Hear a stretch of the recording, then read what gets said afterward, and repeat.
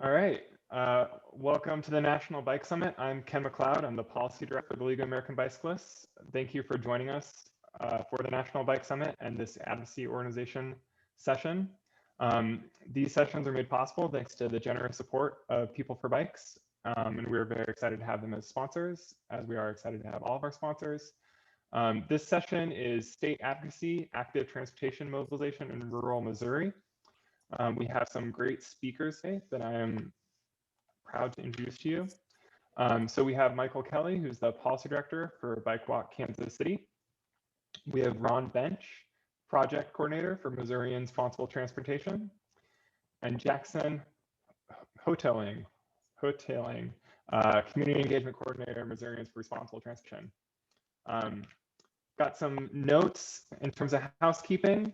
All of the sessions of the National Bike Summit will be recorded and made available through the Whova app later. Attendees are muted, and we request that attendees type their questions into the Zoom chat throughout the session. There is a chat and a chat in Zoom, and we will be going to the Zoom chat first when we are looking at questions for the Q&A at the end. We also have the opportunity to either watch through Whova or Zoom. We recommend Zoom directly for the best viewing experience, and closed captions are available. I think I need to turn them on for myself, but hopefully if you need those, you have them. If you don't want to have them, you can turn them off. But we do want to make sure that you are aware that those are available. And with that, I'm happy to hand over to Michael and Ron and Jackson and hear about their work in Missouri. All right, great. All right, once again, my name is Ron Bentch, and I am Project Director for Missourians for Responsible Transportation. Today, we're going to be talking about active transportation, mobilization in rural Missouri. And just remember that if you need to drop questions in the chat, we'll get to them at the end of the presentation. I'm joined today by two of my great colleagues, Jackson Hotaling. He has recently joined MRT. And when I say MRT, that's short for Missourians for Responsible Transportation. Jackson's been a great addition to our team. And I'm also joined by Michael Kelley. He is the Policy Director for BikeWalkKC in Kansas City. And Michael does really great work around the state. He doesn't get enough credit for it. I usually get the credit for a lot of his work. So I'm saying it here in front of everyone. Michael's awesome and does a lot of great things. In terms of what we're going to be discussing today, we're going to cover three key topics for our organization. I'll be giving a brief introduction to MRT. Jackson's going to discuss how we operate, and Michael will finish off by discussing some of our advocacy efforts. So let's just begin with an introduction to MRT. I'm going to go over our mission, an overview of the communities we work with, and just a brief explanation about our focus on equity. So let's just begin with Missourians for Responsible Transportation and how it came to be. The slide that you see there is our leadership team from our different organizations. That's all of us coming together. And so we are a partnership of 4 organizations from around the state that are working together for transportation issues around Missouri. So our mission is to be the leader in fostering strong communities by aligning advocacy efforts for streets, roads, and trails that work for all Missourians. And we accomplish this through several ways, but the first way is we identify local community champions.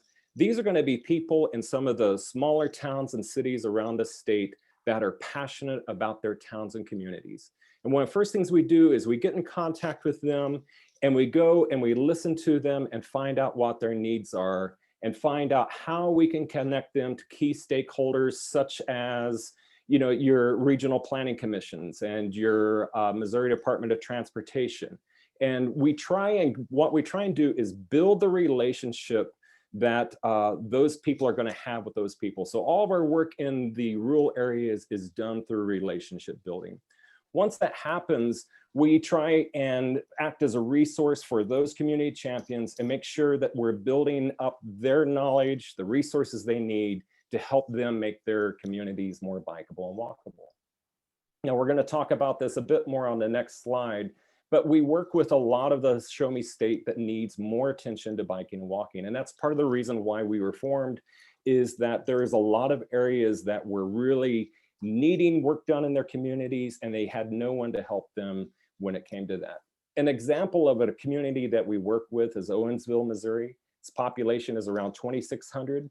It's located near a potential state trail system, a rails to trails project that's coming up.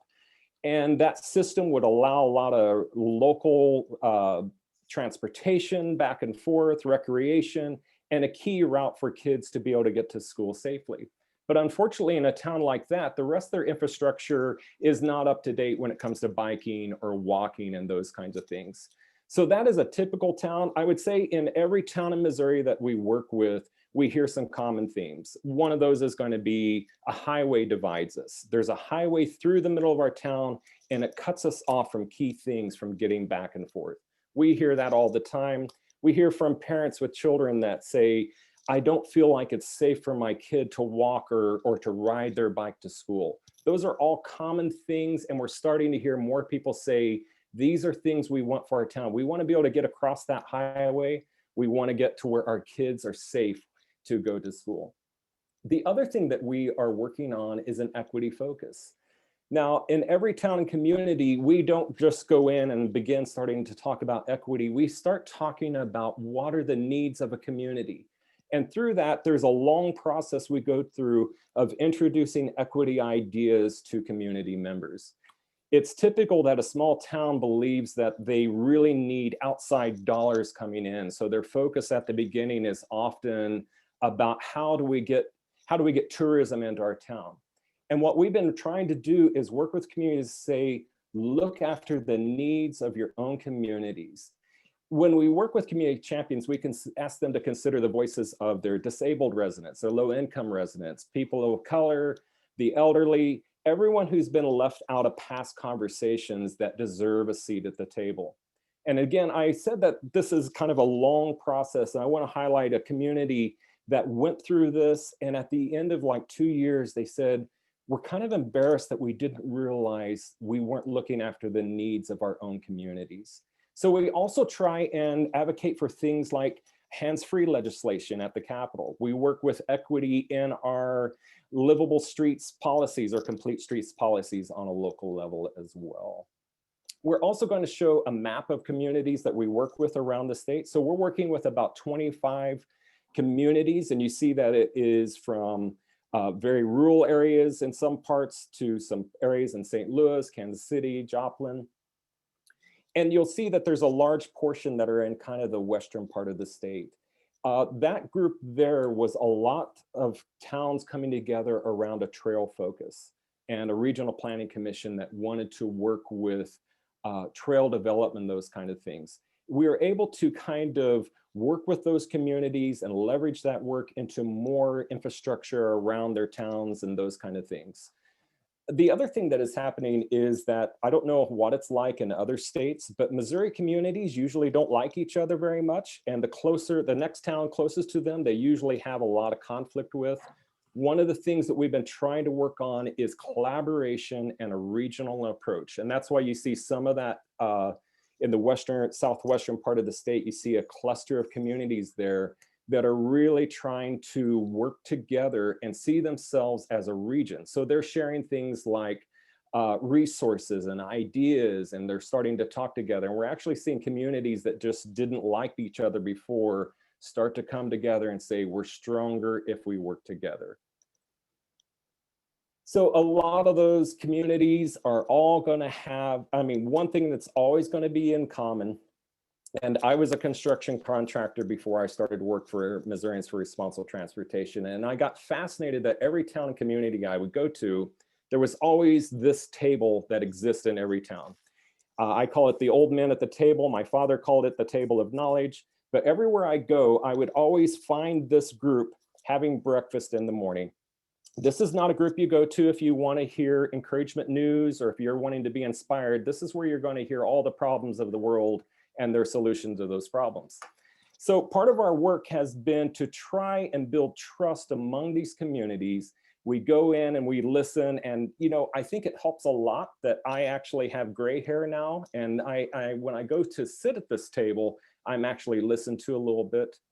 When I go and sit at these tables, I usually hear people, they'll finally say, what do you do? And I say, I work on biking, I work on sidewalks. And when I talk about sidewalks, I'm going to have about a half-hour discussion of them complaining about the conditions of sidewalks in their town. And finally, they're going to come back to me and they're going to say, what are you going to do about that? And I say that I can't do anything about that now, but we can work towards the future. We can go into the future. We can change our policies. We can change the way we do things, and we can start building for a future generation. And usually when that happens, you get a little bit of a nod from the table, and you know that you're starting to build that trust and that kind of getting that buy-in from communities. The other thing I want to mention is that in every small town we work with, usually your public works director, some people from the city, police chief are going to sit at this table. So if we think that we're going to have a problem, or if we think that there's going to be negative stuff, this is often where we go first to listen to that and try and build trust. And again, I want to emphasize, it's not that I believe that old men should control everything. Every community, everyone has a group that we need to listen to and hear from. And that's one of the things that we are continuing to try and get communities to understand is we need to have everyone with a seat at the table. Everyone needs to be represented when they're in a town and community. And with that, I'm going to end my portion and I'm going to hand it over to Jackson Hotaling. All right, thanks, Ron.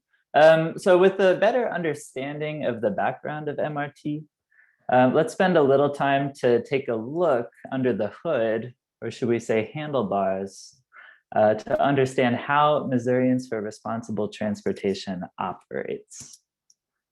All right, thanks, Michael. Much of what has allowed MRT to operate effectively since its inception can be credited to our internal structure. So MRT was established in 2018 by 4 Missouri organizations, including BikeWalkKC in Kansas City, PedNet in Columbia, Ozark Greenways in Springfield, and TrailNet in St. Louis. The policy and executive leadership of each of these organizations form the leadership team. In that role, the leadership team covers several key roles. It covers advocacy and technical assistance for rural communities, identification and pursuit of financial opportunities, and a general governance of the organization. Other activities arise from time to time, but this is the majority of the work. So in addition to the leadership team, we have a dedicated staff. We have 2 staff on board right now. Ron, who just spoke, serves as our project director. In that role, Ron works for more or less as an ambassador for communities throughout the state. He travels to these places, introduces himself and the organization to identified community champions. And he also works to understand the transportation dynamics there. The leadership team then works to advise Ron on how to help communities advance active transportation elements. MRT was also able to recently hire me as a community engagement coordinator. So my job is largely to work with Ron to help expand our outreach footprint with existing community partners and those in new communities as well. I am also working to improve MRT's communication efforts through publications like the newsletter for the state chapter of the American Public Works Association and through social media that we're starting up. All right, next slide, please. Thank you. So with that greater understanding of how we are structured, let's shift gears a little bit to discuss the MRT finances and see how that finance does help us with the work that we do.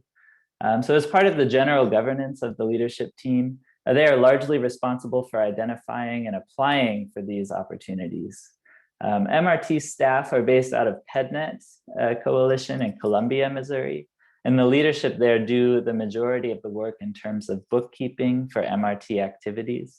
In terms of the finance itself, we can largely break the funds we receive out into one of 3 categories.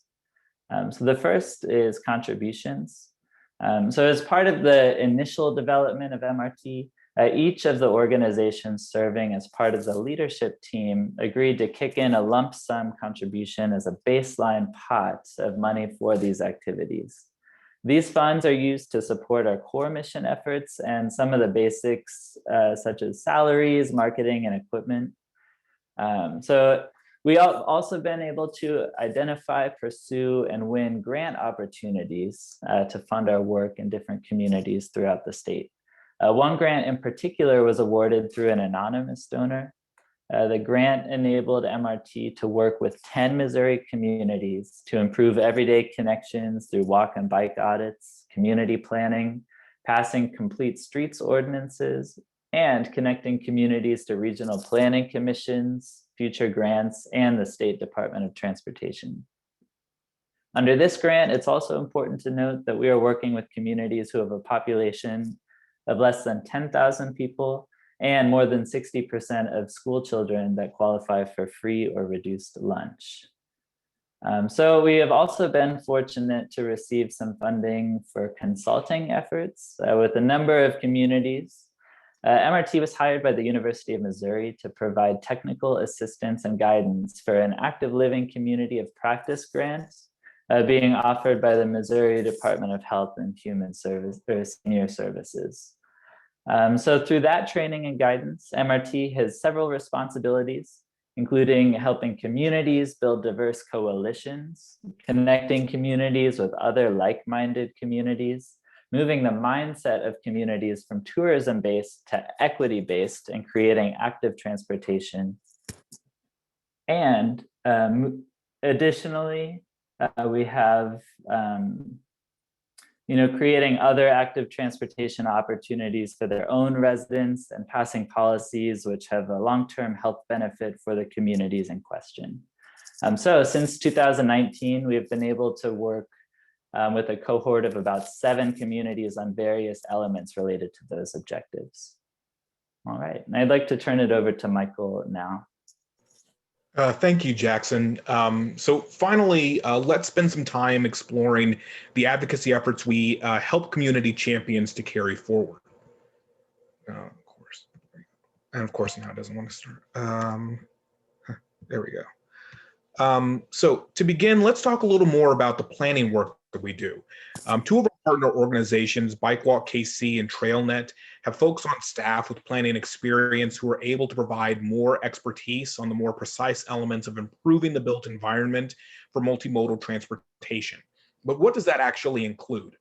Education.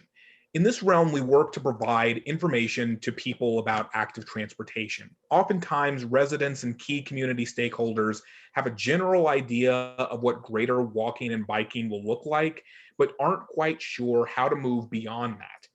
What we provide in terms of information and resources is basic explanations in terms of some of the benefits, including improved health or stronger economic development, some of the interventions they may consider, such as sidewalk prioritization, road diets, or connectivity, and other elements as well.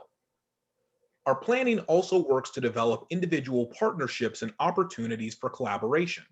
Through the aforementioned funding from the Missouri Department of Health and Senior Services, we're able to provide basic planning services to communities that are ready to take that next step. Up to this point, that has largely included offering things like walk audits, bike and pedestrian master plan development, and even the use of mapping tools to identify key destinations and transportation gaps. Finally, with technical assistance, we're also able to provide that occasional technical assistance to communities and help them resolve issues with their own built environment. This is where BikeWalkKC's community planning director is able to offer specific insights on possible projects, such as improved sidewalks or trail development. The benefit of having this expertise is not only a stronger project overall, but often it serves as a way to concentrate advocacy efforts to further develop related issues such as walking, biking, and accessibility. So an additional way that we have organized our efforts is through statewide advocacy. The primary effort thus far on this front has been through our work on distracted driving. Missouri is one of only 2 states in the nation without strong distracted driving legislation on the books, the other one being Montana.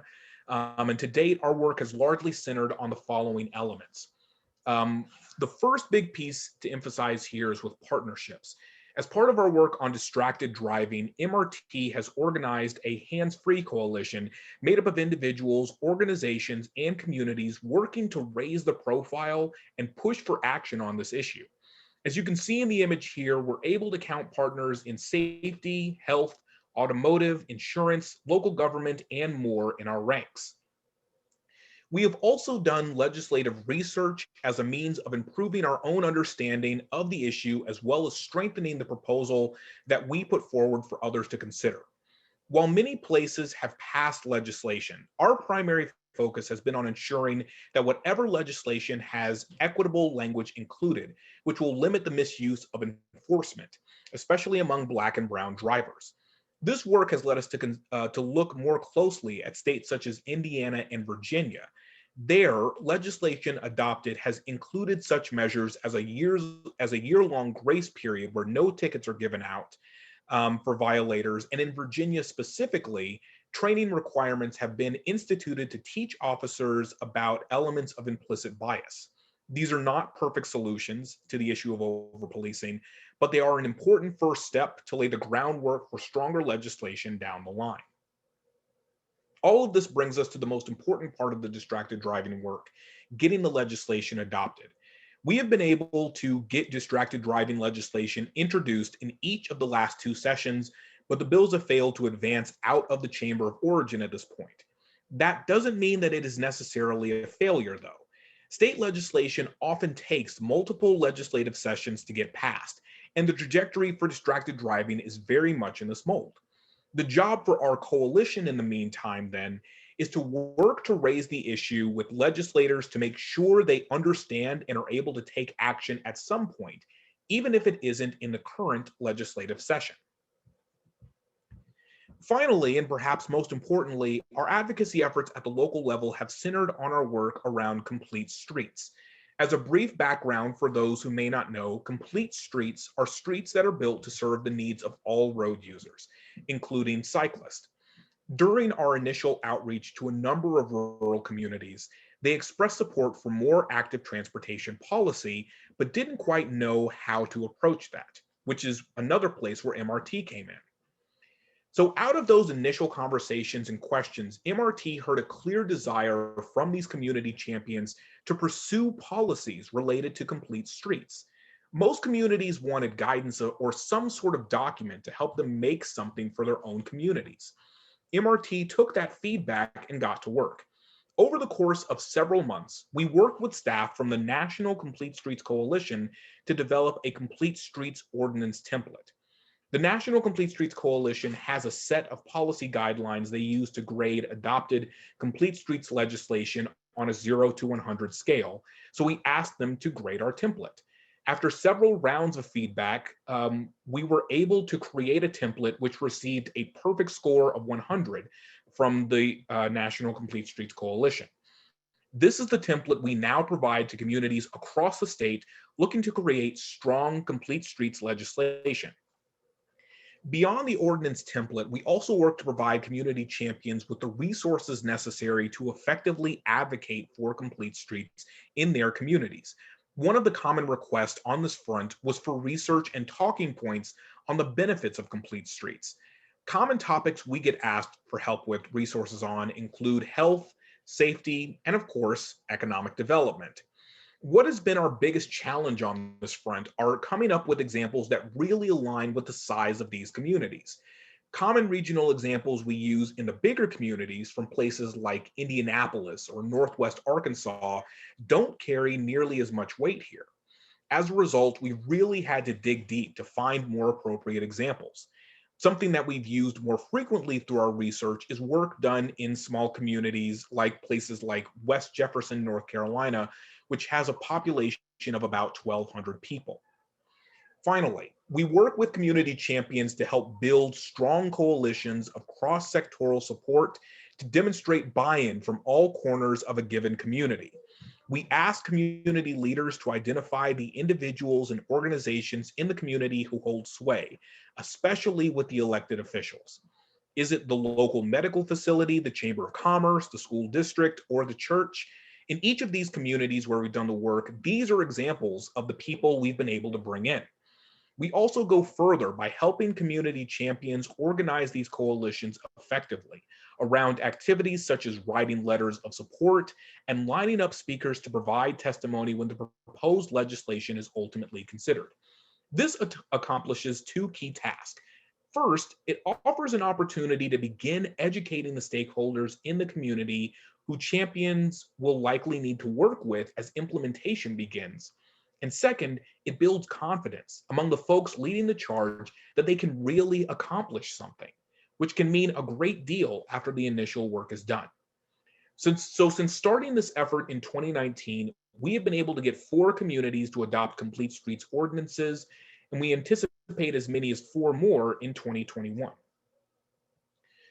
So with that, I'm going to exit out of here and stop sharing. Ken, are you okay if, are you going to pick the questions up, or how did you want to do that part? So there are a few that I can ask you, and we can kind of go over that if that works for you. Sure, that should work for us. Okay. So I think one of the questions was just how do you go about tracking your program data? You know, as a grassroots organization, how do you have the data that you need to kind of fulfill grant requirements and really do a great job of relating to funders that want to fund this work? Sure. So I can start on this, and then Ron, if you want to jump into, we can go from there. But it largely works like with most typical grants. We kind of lay out when we make our application. You know, what are the deliverables that you need out of this? How many communities do you need us to reach? How many stakeholders? Things of that nature. And so most of the time it's very much simple. Are we tracking this in terms of an Excel spreadsheet, or in terms of gathering pictures or other information from these communities? And so when time comes around for either an interim report or final report for a year, that's where we're able to draw that information from and give that back. Ron, did you want to add in anything else? No, I mean, I think we all struggle with this, especially in rural areas. There's not much data out there. You know, one of the things that we try and remember to do is get the pre-data, to work with towns and communities before and try and collect that information so that we have something to measure against. It's probably a weakness of mine. I'm not into data very much, but we do need that. And so I just like to go out and talk to people and have a good time, but there is that important part that needs to come into that.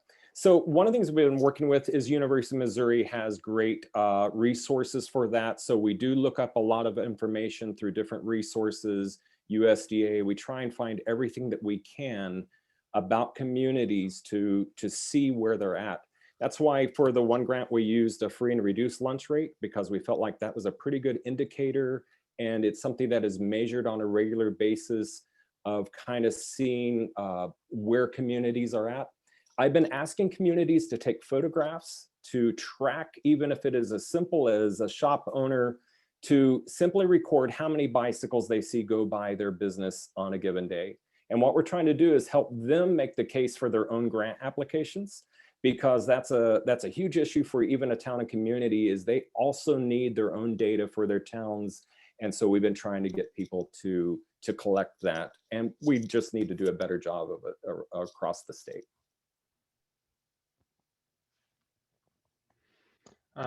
Definitely appreciate more questions coming in through the chat.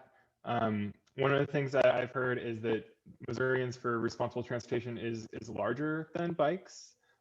So how do you go about kind of working with and coordinating with more traditional bicycle advocacy organizations, perhaps like the Missouri Bicycle Federation? Sure. So with a group like Missouri Bike Federation, a lot of the collaboration we do with them is largely related to policy work. So Brent Hugh, who's the executive director there, is actually the person who will be leading the Missouri state congressional delegation meetings on Wednesday, and we occasionally work with him on things such as distracted driving legislation. And thank you for the compliment, Abby. The other part, in terms of working with some of the other organizations in Missouri, is largely trying to build sort of a collective understanding of how these issues are all sort of intertwined. So one area where I think we've been kind of surprised to see how much there's an interest in collaboration is around food access. So especially in rural communities, the issue of food access is something that is really important. So there's oftentimes not a lot of grocery stores around. Walmart is, if you're lucky, the only source of healthy food in a community. And so being able to have multiple ways to get there that don't necessarily rely on a car is really important for these communities. And so that kind of opens up the discussion, and people begin to ask, how can we really make it work in terms of not only investing in our community, investing in the issues that matter, but also specifically connecting the various resources that enable people to gain and maintain that good quality of life. That's great. Another question for Jackson. Can you elaborate on the importance of moving from a tourism model to an equity model, and why is that a good thing? Yeah, absolutely. I think this kind of goes off of what Michael was just telling us. We have to remember, like, we have different kinds of grants that have different goals and outcomes. But a lot of our work does center around equity as a base for everything else we do. So what we're doing is, for example, with the anonymous donor grant that was mentioned, we're trying to find communities that have above a certain percentage of children that have free and reduced lunch needs.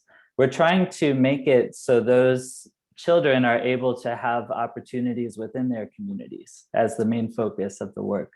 So once we're able to address some major systemic issues, such as can their parents walk or bike to their job? Are they able to even hold a job if they can't access that kind of work? If we're able to address those kinds of issues, then people might be more empowered over time to include the tourism in there as well. So it's always a part, and it's something we want to mention. I do think those go hand in hand, but a basis of the work is equity focused.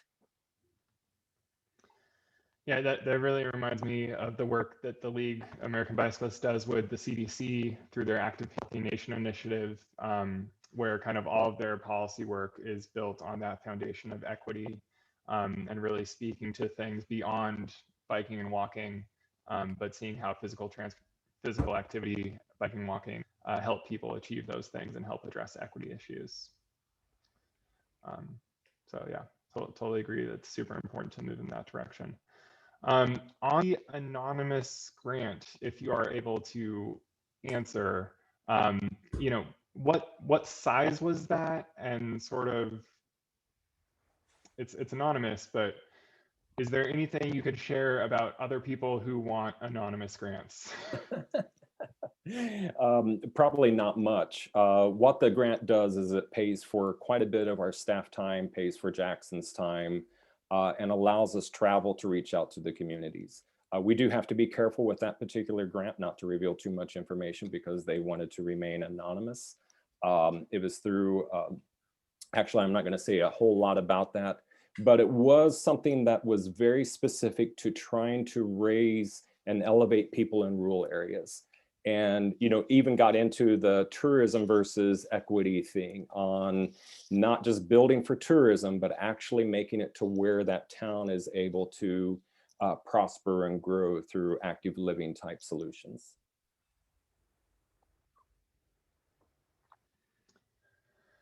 Yeah, totally understand that anonymous means anonymous, and that comes with certain restrictions. You know, as someone who lived in DC and then moved to a town in Southwest Virginia that's about 100,000 people, a lot of rural area, I totally see the importance of making sure that these places aren't just places that are good for people to go to for tourism, but are great places for people to live every day. One thing that I heard from your presentation is just the importance of education and talking to people.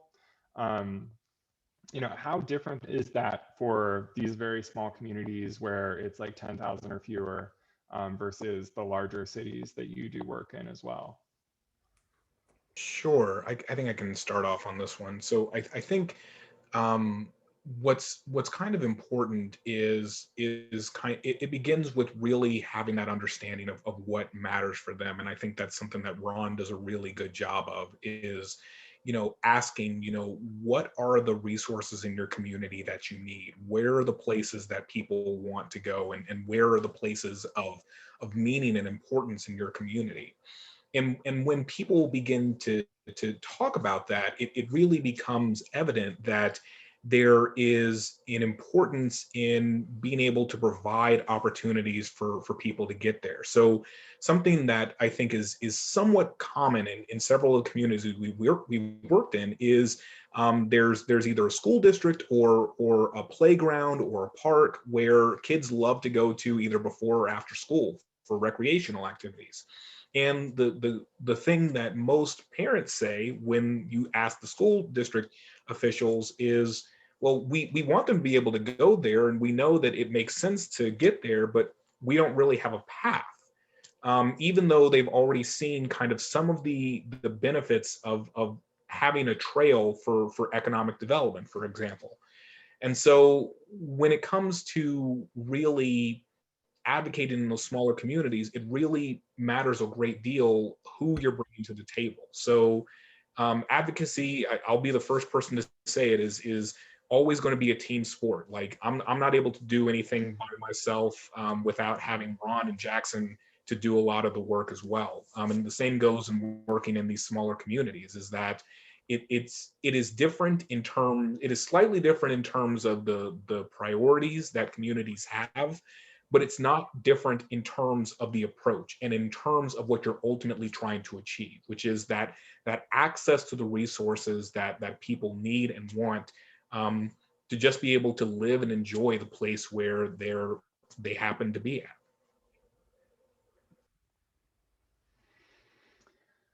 Yeah, I love that. I love advocacy as a team sport. You know, I'm thankful to everyone who is here today as an advocate, and everyone who's attending the summit as an advocate, and everyone who's going to go meet with our congressional staff or members on Wednesday as an advocate. It's just so important that we're all working together, and we're all kind of working from a common basis of improving communities for people, Right. through creating places to bike. Ken, if I could add one more thing too. Ron kind of mentioned earlier in the presentation that there's this kind of dynamic with some of the smaller communities that they don't necessarily get along.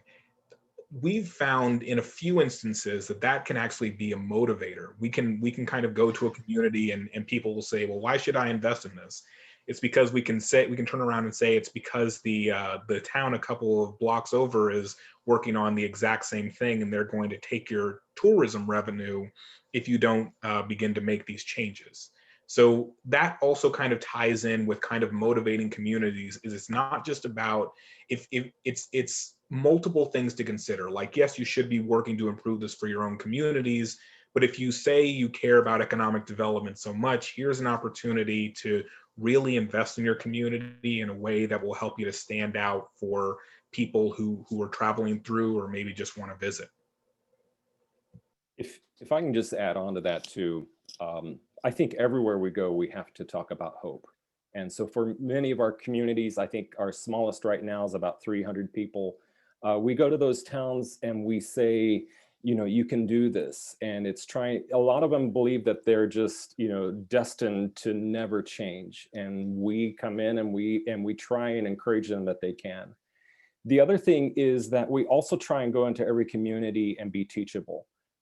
There's a big resistance to, like big city people coming in with all these big ideas. We hear that all the time. And so we're like, teach us how to do better for other communities. And then, and sort of what Michael was just saying too, we try and get communities to talk to each other, to where they're actually teaching each other, sharing ideas. So we're more facilitating that conversation than directing things or saying this is the way you need to do things. At least in Missouri, that's been a very effective thing, to not come in as someone with all the answers.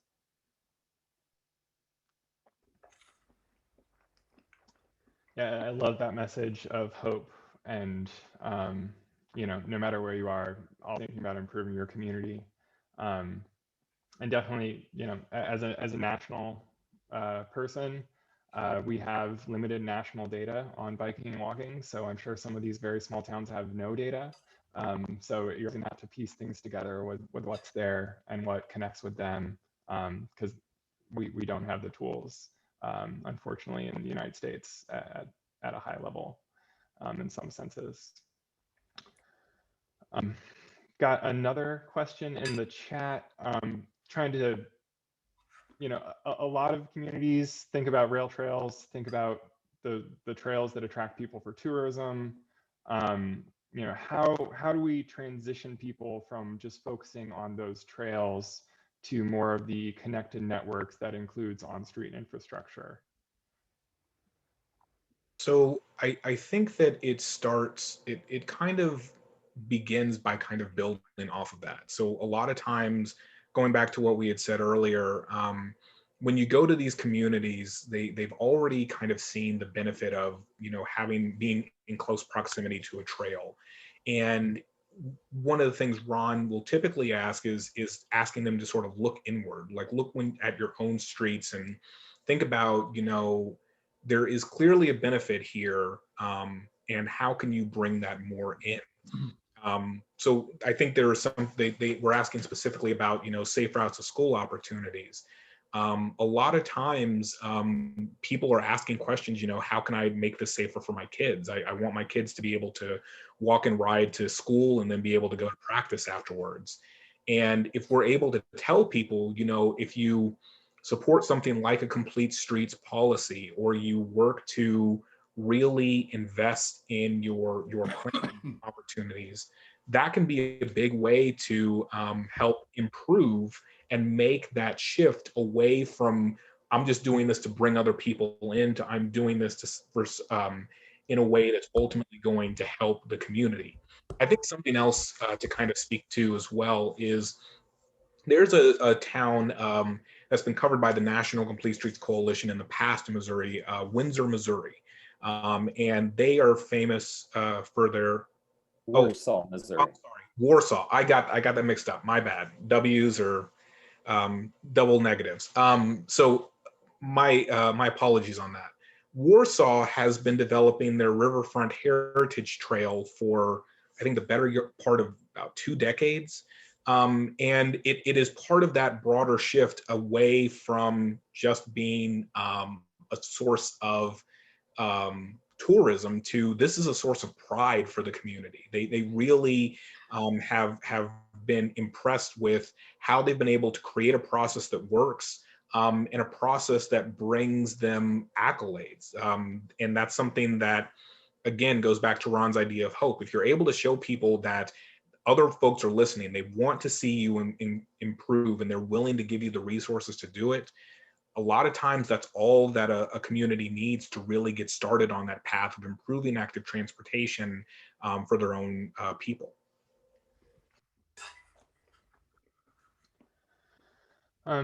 You talked a little bit about the distracted driving legislation.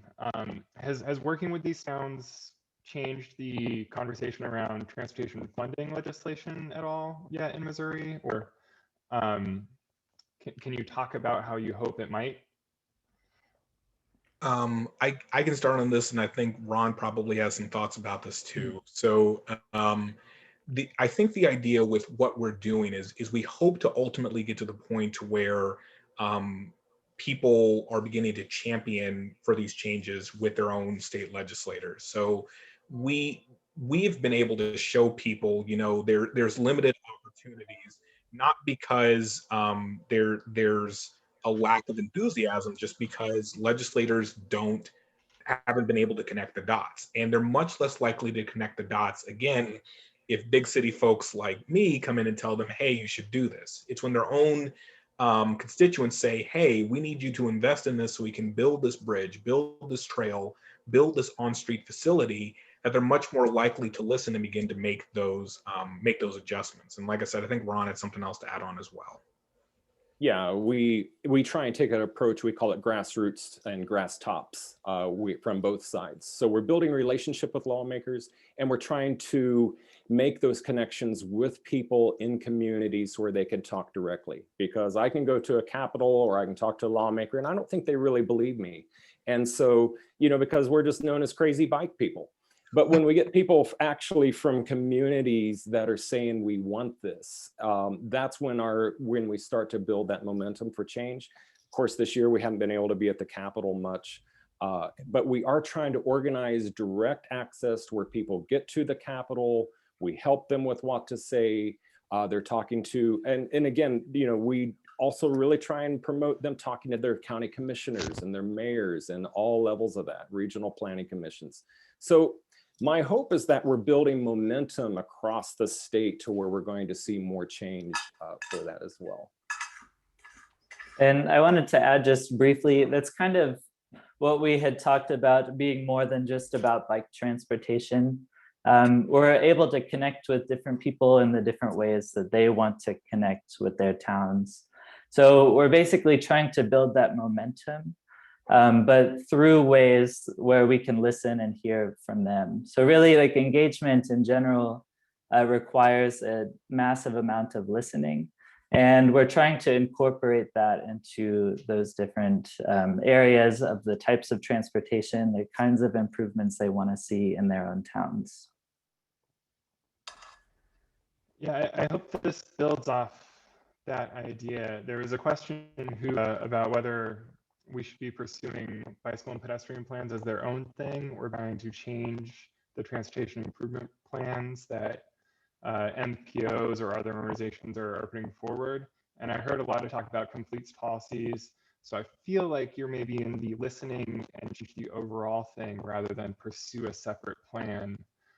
But if anyone wants to kind of talk about that balance of trying to do something separate that's bike or pedestrian specific versus just seeing to the issues and trying to change existing plans, that would be great. So I think it's important. This is another instance where there's really not a one size fits all approach that we can take here. There are some communities that are very much, I want more bike trails because I want more people in my community to be able to ride. There are some places where, well, we don't really think that the cycling part is all that important, but we can consider that. I think, again, it kind of revolves around what sorts of resources you're trying to make available for the broader population. I think Ron's someone who has spoken about, I think one of the interesting stories he's had that he's shared with us is that he, I think, had pushback from a local food bank about a sidewalk. Yeah, Ron, can you speak about that a little bit? Because I think that's a really good example of kind of that weird intersection we're sometimes working in. Right. Yeah, there was a town that wanted to put a sidewalk, a shared use path, actually a biking, walking path. They needed to go across a food bank's parking lot, and we got a lot of pushback from the food bank about that. And it was a long conversation of having to show them that this was best for the food bank when it came to that, because they were only seeing it as a car solution for their food bank. And we were like, it helps the community when people are able to walk there. So it was a long process that we actually had to go through with someone that would normally, we would think would be all about that and be for that. The other quick thing I'll add too is that it depends a great deal on who the community champion is.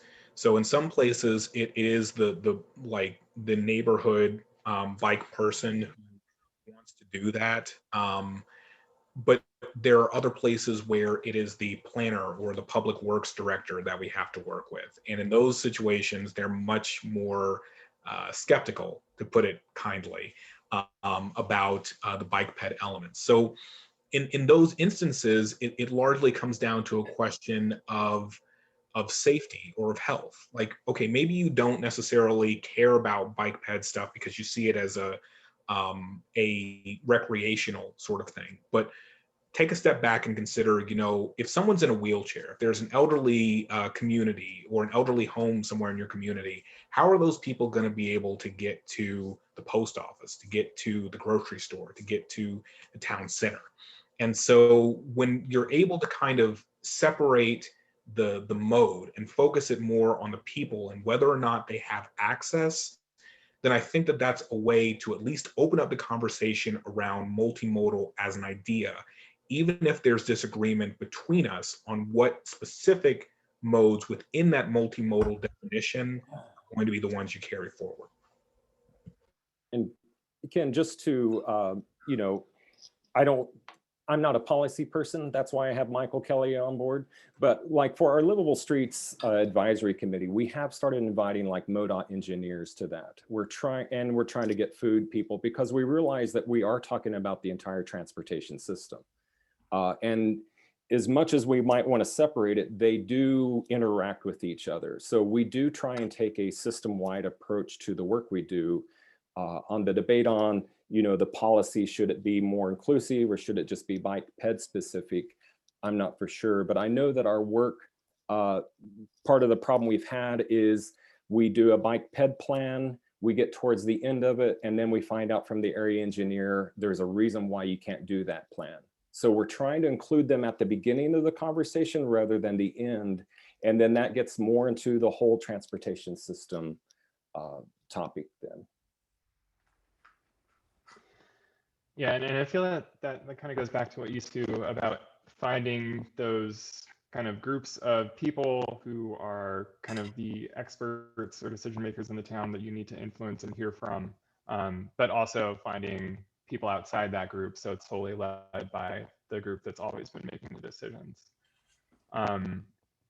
May or may not be related, but kind of how do you kind of keep stats on what success means for a small town that may not have bike mode share or many fatalities to kind of show a trend? How do you say success happened in this small town so that you can pitch the next small town on that small town success? I think, and Ron, you can jump in here if you have additional thoughts on this, but I think what has been most beneficial for me in advising Ron has been our complete streets ordinances. So being able to say, we have these 4 or 5 small communities that are adopting strong complete streets legislation. And what I mean by strong specifically is when we work with them, we ask them to get the legislation they ultimately craft graded by the National Complete Streets Coalition. So it is a template, but they're able to modify it as they wish. So we ask them to grade it and we ask them to give it back to us. And most of the time we're getting policies back that are anywhere from 60, 70 points all the way up to 90 points out of 100. And so that's something that we're able to say, showing other communities, it is possible to not only take that step and adopt legislation that really addresses the multimodal element, but it's strong legislation that even the national experts say is setting up a community for success and putting them on the track to building something better. But Ron, were you going to add anything else? Well, I think that one of the concepts we try and get communities to understand is that the process is you take action and then money follows. It's not money comes first and then things happen. So the way we've been kind of measuring success is when we see communities start to take action on their own before they even get the grant. Are they organizing? Are they doing things? So Stockton, Missouri was a great example of, we had 2 ladies who just went out and painted the streets themselves. They bought the templates and they were out there rolling streets. And that to me is how we show success in a community. And Osceola, Missouri is another example of when they started one project, more projects started to happen. We actually got a lot more credit for the work we did because all of a sudden the community got excited and they started building sidewalks. And for some reason, MoDOT then came in and built this long sidewalk. And so we got credit for it, but we didn't actually do that. We just kind of were the catalyst to start things. So that's how we've been kind of measuring things. And I think over time, we're going to see that progression happen in towns where we're going to start seeing that. Jackson's going to start doing more social media posts where we're highlighting the work that happens in every one of these communities and the awesome community champions that exist there. And one thing I'd like to add, we have this resource linked on our website, but one of the projects we worked on was working on a Missouri Livable Streets advocacy guide. So this kind of goes into some of those details, kind of describes some of the personal stories and the situation in Missouri for how we're able to focus on advocacy, what kinds of things that we're hitting when we're promoting to other communities. That's great. Thanks for sharing that. And yeah, I really just love the idea of going out and getting readily available tools and making change on the street. It really speaks to that hope that you talked about. And so often streets can seem so set in stone or concrete, but with paint and other things, we really can make big changes in a short period of time if people just believe that it can happen and have that hope for a better community. We have a few minutes left. There's a question for me as the Bike League about other similar organizations. I don't know if you want to talk about other state organizations that you may consider peers, but I'll say the League has a state advocacy organization member in, I believe, 44 states.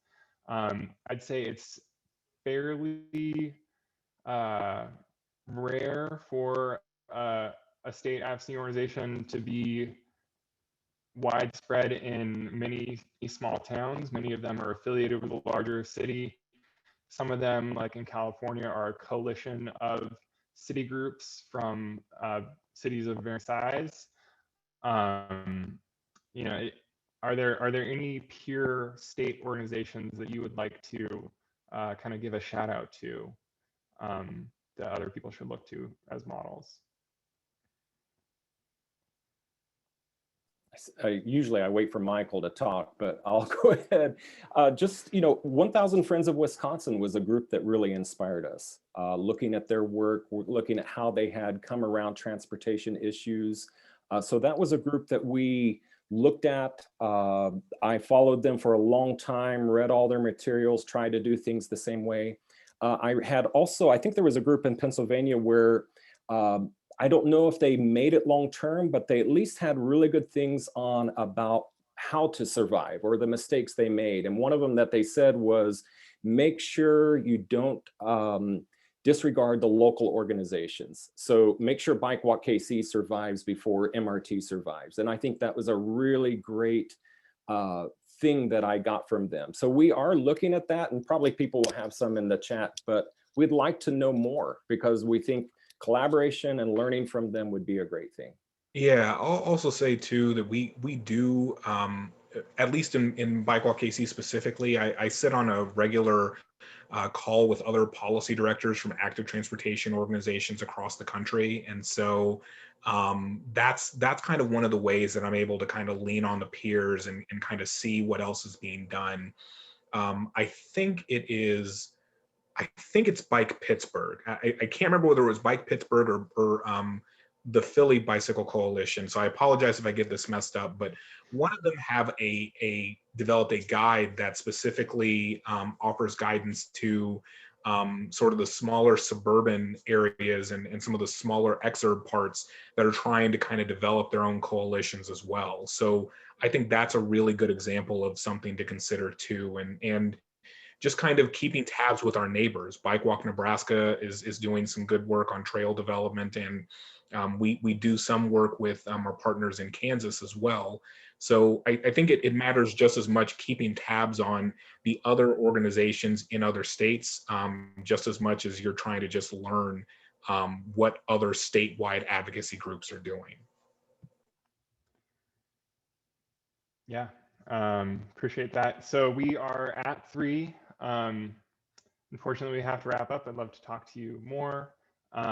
Any parting thoughts, words of wisdom you'd like to share before we log off? Be willing to, encourage folks. When we had our first real outreach with the communities, Ron and I had a conversation with a group of them, and they asked, why should we be doing this? And they said, because your communities matter.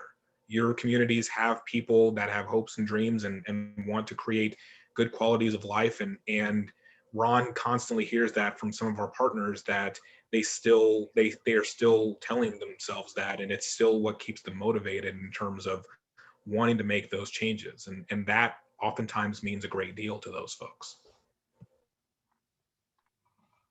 Yep. And I'll say, think long term, of course. It's a marathon, not a sprint, is something you might always hear. But additionally, I mentioned before, but really listening is the key to making any of this possible. I've been to more than 50 countries, and this work in some ways is similar in that I'm going to somewhere I'm not familiar with. I just want to have conversations and get to know the people that I'm working with. I think that's the most important thing you can do, the way that you could actually connect and get them on the same page with the ideas that you have.